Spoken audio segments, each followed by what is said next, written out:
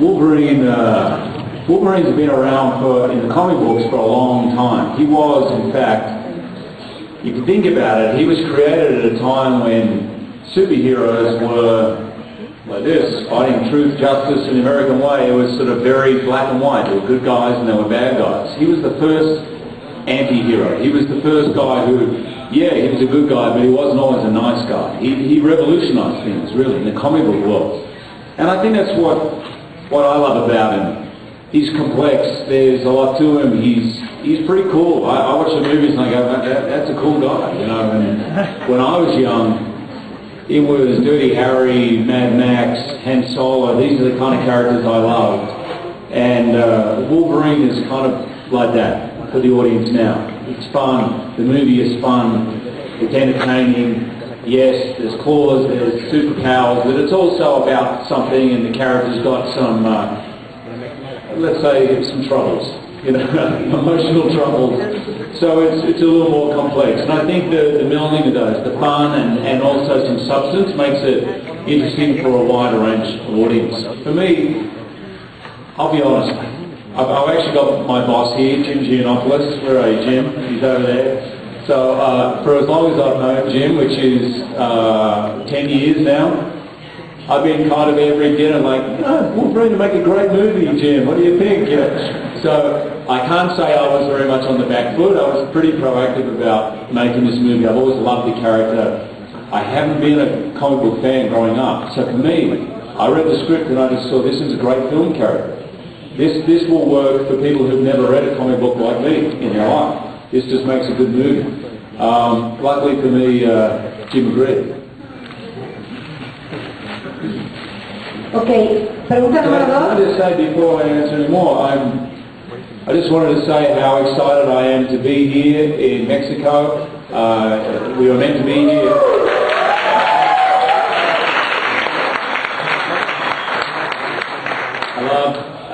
I love the chops. Stand up for a second. There it is. All right, turn around, man. I know how much work goes into those. I appreciate it.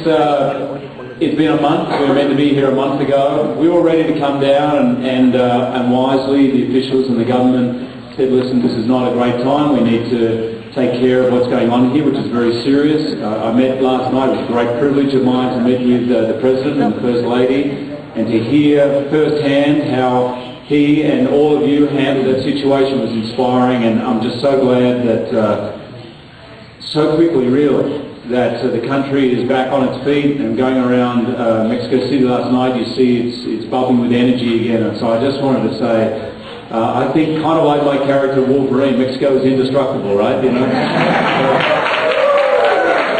So I'm thrilled to be here. Well, you just said it's a great honor having you, not just in our cover of our magazine. We are celebrating our third anniversary anyway. But thank you for being here because you're such a international role model, and being here, you're not just saying go and watch the movie. You're saying come and visit Mexico. Mexico is a safe place to visit. Thank you once again. And what's next on your career? You have made an outstanding host in the Oscar ceremony. You know, you surprise everybody. You dance, you sing, you make jokes, you conduct it. Perfect. What's next on your career? It's a good question, which is an actor's way of saying I'm unemployed at present. No, I'm actually here also with my producing partner John Palermo, who's hiding over there. He's one of the producers on the film, and there are a number of things we're looking at, and I think you probably know about me that Wolverine has played a very important part of my life. The X-Men movies were the first movies I did. I've been playing that character for 10 years, and I feel very blessed to have had that role.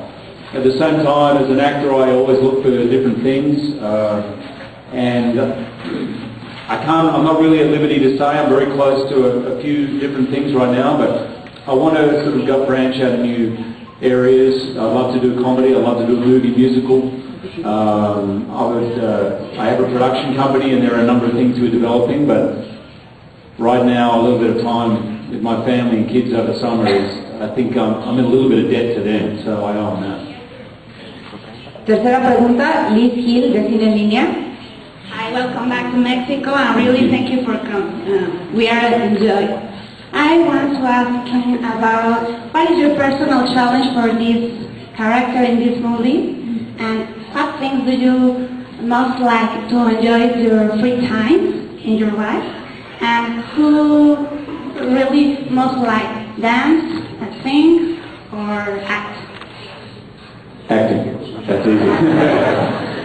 In fact, I have to act when I'm singing and dancing, because if I think of myself up there doing it, it just all goes to pieces. Right. So I'm always an actor first. But what was great about this movie, having played Wolverine for 3 movies, and effectively he could have been 100 years old, he had no knowledge of his past, no one else did, so there were huge parts of his life and background that we hadn't explored, which is, if you think about it, the opposite of the way you normally approach an acting gig. You normally want to find out where they're from, their backstory and all of that. So I thought it was a great opportunity with this movie to go back to really find out who he is, to build the character, to evolve the character. I mean, he'd become this kind of iconic, very tough, emotionally closed down, sort of iconic figure.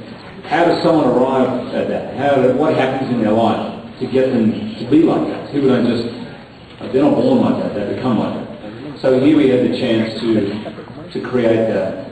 And I wanted to go further with the character, emotionally, physically. I wanted to go to another level, and everyone involved really put their heart and soul into it. The second question, I'm sorry, what was the second question? How do you like to spend your free time? My free time. First of all, is my family. I have 2 beautiful kids. My son just turned 9, and my daughter's 3, almost 4. So, you know, when we work very hard. So when I'm not working, that's always my first stop is with them and my wife. So, but travelling is something we love to do. We'll be travelling over summer, and hopefully I'll be bringing them. If it wasn't for school, I would have brought them here now, but I'll bring them to Mexico because my son is obsessed with the Mexican Day of the Dead, right? We watch on YouTube, there's millions of videos of the procession. Every day we watch them over and over again, and he sings the music. So right now he's enrolled in a trapeze school in New York, so he can learn how to go on the stilts, because he wants to be in the parade in November 1 or 2, right? November 1st, November 2? Because he says, I want to come to Mexico City, I want to be in the parade, but I want to be on stilts. And we've been making the masks and the costumes. He has a shelf in his room with all the toys, like the figures, the doll figures. So fair to say there's a good chance we'll be back here with family. You know, I think everything with the H1N1 virus became a little overblown, a little exaggerated in the press. The effects, I think, the way things were handled here was fantastic. It was very quick. The government made very, very quick, very decisive actions and quite strong actions. The results of that are being seen now, and I'm sure that applies to what Ben said, or supposedly said too. I know Ben, and I'd be very surprised if that's... I'm sorry to interrupt you, Hugh. Hugh no sabe nada sobre lo de Steelers. O sea, entonces no viene al caso la pregunta.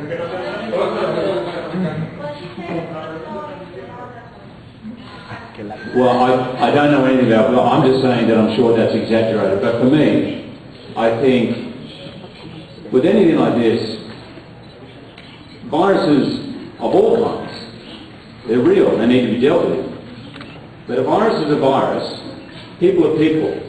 Okay, so viruses don't discriminate between where you're from or who you are, and it doesn't necessarily, who knows where things start or whatever. There needs to be decisive action, but there needs to be a level head in the way we view it. For me, I've never been a fearful person about going places because you may get sick or whatever. Some people are. I think if you take adequate precautions, if you have to go somewhere where they have a shot, you take a shot. If you wash your hands, you meet people. But if you're sensible and have a level head, there is absolutely nothing to fear. I believe that.